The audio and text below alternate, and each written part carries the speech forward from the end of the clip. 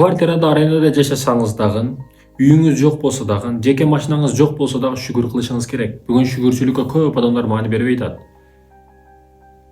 Ошо үйүңүздө кенен жуунуп атасызбы? Бул шүгүр кылышыңыз керек буга. Кенен суу бар, кенен самыныңыз менен шампундан ушундай жуунуп атасыз, рахат алып. Туалетке барып эле кичинекей заара кылсаңыз, ошого кандай мындай рахат. Ошол чыкпай калсын эле не болосуз? Бул ден соолук менен ойношпош керек.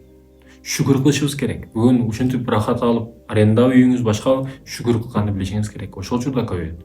Наалыганын кереги жок. Газадагы адамдарды карасаңыз, мусулман бир туугандарыбыз үйү жок, жарылып атат. Качан бир бекинип, жашырынып, жегенге нан таппай бир жерге кычыкта жашырынып жатат бетондун астында. Бирок ошондо да коркунуч бар, качан бомба чөткөн деп жатат. Келмесин келтирип. Ар бир секунд сайын өлүм коркунучу бар. Сизде тынчтык, арендада болсоңуз дагы согуш жок. Шүгүр кылганды билишибиз керек мекендештерим. Шүгүр кылбай атабыз. Шүгүр кылбай атабыз бүгүн. Жеген тамагыңызды эле карасаңыз, о кекиртектен кирет да. Ооба тиштеп чайнап жутушубузду билебиз, бирок бул жакта не деген согуштар болот билесизби? Бул медиктер менен сүйлөшсөңүз кенен айтып берет.